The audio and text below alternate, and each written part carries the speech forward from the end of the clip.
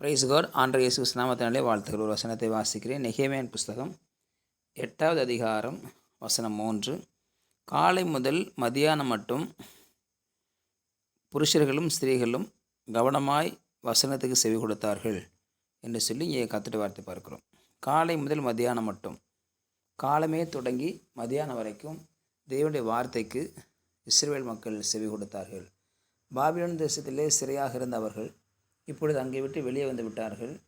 Babylon தேசத்தில் இருக்கிற வரைக்கும் அவங்களுக்கு வேதவசனம் கிடைக்கல, தேவனுடைய வார்த்தை கிடைக்கல, தேவனுடைய வழிநடத்தல் கிடைக்கல. ஆகவே பாபிலோன் ஆற்றங்களில் இருந்து நாங்கள் அழுதோம் என்று சொல்லி அங்கே சொல்கிறார்கள். அழுதோம். ஆகவே தான் அவர்கள் இப்பொழுது ஏக்கத்தோடு வந்தாங்க. நெகேமியா மூலமாக 52 நாட்களுக்குள்ள அலங்கம் கட்டி முடிக்கப்பட்டது.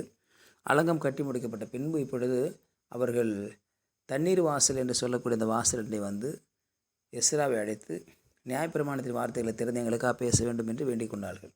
உடனே எஸ்ரா அங்கே வந்து வேத புஸ்தகத்தை திருப்பி நியாயப்பிரமாணத்தின் பக்கங்களை திருப்பினால், திருப்பி பேச ஆரம்பிக்கிற பொழுது எல்லா ஜனங்களும் எழுந்து ஆமேன் என்று சொல்லி தேவனுடைய வார்த்தைக்கு மதிப்பளித்து மகிமைப்படுத்தினார்கள்.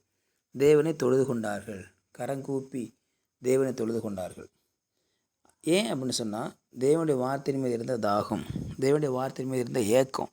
ஆகவே தான் வாசிக்கிறோம், காலமே தொடங்கி மதியானம் வரைக்கும் தேவனுடைய வார்த்தை கேட்டுக்கொண்டே இருந்தார்கள். இன்றைக்கி நான் வேதவசனம் எப்படி வாசிக்கிறோம்? ஒரு 10 நிமிஷம் இல்லை 15 நிமிஷம், சில பேருக்கு அதுக்கும் நேரம் இருக்காது. கேலண்டரில் அந்த ஏதாவது ஒரு தேதியில் உள்ள அந்த தேதிக்கு உண்டான ஒரு வசனத்தை மாத்திரம் வாசிட்டு போயிட்டே இருப்பாங்க. ஆனால் இங்கே தேவனுடைய பிள்ளைகள், தேவனுடைய ஜனங்கள் தாகத்தோடு கூட தேவனுடைய வார்த்தைக்காக ஏக்கத்தோடு கூட காத்திருந்தார்கள். ஏக்கத்தோடு கர்த்தருடைய வார்த்தைக்காக அவர்கள் காத்து கொண்டிருந்தார்கள். அந்த வார்த்தை எப்போ வரும் என்று சொல்லி ஏக்கத்தோடு இருந்தார்கள். காரணம், தேவனுடைய வார்த்தை பல நாட்களாக, பல ஆண்டுகளாக இல்லாது இருந்தது. அவருடைய வாழ்க்கையில் ஒரு வெறுமையை காட்டினது, ஒரு வெறுமை இருந்தது. ஆகவே தான் அந்த வெறுமை மாறுவதற்காக அவ்வளோ தாகம் ஏற்பட்டது. நல்லா நேசிக்கிறவங்க ரொம்ப நாள் நம்மகிட்ட பேசுகிறேன்னு சொன்னால் நமக்கு ஒரு மாதிரி விரக்தியாக இருக்கும். நல்ல க்ளோஸாக இருந்தவங்க, நல்லா பேசிகிட்டே இருந்தவங்க இப்போ கொஞ்ச நாளாக பேசலை அப்படின்னா அந்த ஏக்கம் இருந்துகிட்டே இருக்கும். என்னைக்கு பேசுவாங்களோ, அதுவும் close friend, thickest friend, blood friend. எதை சாப்பிட்டாலும் 2 ஒன்றா சாப்பிடுவாங்க, 2 ஒன்றா தான் இருப்பாங்க. அப்படிப்பட்ட ஃப்ரெண்டு திடீர்னு பேசலைன்னு சொன்னால் இரவும் போகலாம் அவங்க ஞாபகம் வந்துகிட்டே இருக்கும். காரணம், கூடவே இருந்தவர்கள், பேசினவர்கள், நேசித்தவர்கள். ஆனால் இங்கே தேவனுடைய வார்த்தையை பல ஆண்டுகளாக கேட்டுக்கொண்ட மக்கள் பாபிலோனுக்கு போன பிறகு வார்த்தை கேட்பதற்கு வாய்ப்பு இல்லை. அந்த வாய்ப்பு இல்லாதனால தேவனுடைய வார்த்தை கேட்க முடியாமல் போய்விட்டது. இப்போது தண்ணீர் வாசல் என்றால் தேவனுடைய வார்த்தை பிரசங்கம் பண்ணக்கூட இடம். அந்த இடத்துல எஸ்ரா பிரசங்கம் பண்ண ஆரம்பித்த உடனே, வேத வசனத்தை வியாக்கியானம் பண்ண ஆரம்பித்த உடனே அங்கே ஜனங்கள் எல்லோரும் சந்தோஷமாய் வார்த்தையை கேட்டுக்கொண்டே இருந்தார்கள். இன்றைக்கெல்லாம் சர்ச்சில் 15 நிமிஷம் அல்லது அரை மணி நேரத்துக்கு மேலே பிரசங்கம் பண்ணால் மக்கள் கேட்கறத யோசிப்பாங்க. சில சபையில் ஒரு 45 மினிட் அவ்வளோதான், அதுக்கு மேலே கேட்பதற்கு அவங்களுக்கு டைம் இல்லை. ஆனால் இங்கே பார்க்குறோம், காலமே தொடங்கி மத்தியானம் மட்டும் வார்த்தை கேட்டுக்கொண்டே இருந்தாங்க. காரணம் தாகம். இன்றைக்கி சபைக்கு போகிற பொழுது மக்கள் எதை நம்பி எதுக்காக போகிறாங்க? தேவனுடைய வார்த்தை கேட்கணுன்ட்டு போகிறாங்களா, அல்லது ஏதாவது கொடுப்பாங்க அப்படின்னு சொல்லிட்டு போகிறாங்களா என்பது மிக முக்கியமாக இருக்குது. அவர்கள் தேவனுடைய வார்த்தை கேட்க ஆவலாக போனார்கள். ஆகவே நேரம் போகிறதே தெரில. காலமே தொடங்கி மதியானம் மட்டும் வார்த்தையை கேட்டுக்கொண்டே இருந்தாங்க. இன்னும் கூட பேச மாட்டாங்களா என்கிற அளவுக்கு வசனத்தை அவர்கள் மிகவும் தாகத்தோடு கேட்டுக்கொண்டிருந்தார்கள்.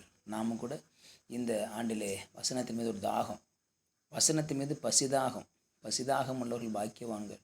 வசனத்தின் மீது ஒரு ஏக்கம், ஒரு தாகம் நமக்கு இருக்கிற பொழுது நாம் தேவனோடு கூட நெருங்கி வாழ முடியும். தேவன் நம்மை ஆசீர்வதிக்க முடியும். தேவன் மீது நாம் அன்பாக இருப்பதனுடைய வெளிப்பாடு என்ன?